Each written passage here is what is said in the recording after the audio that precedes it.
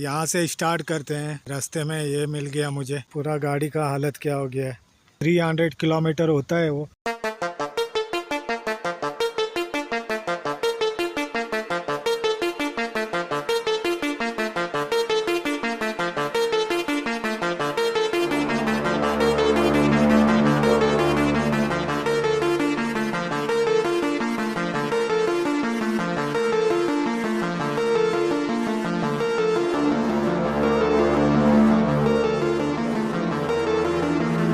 Petrol pump भी है यार इधर।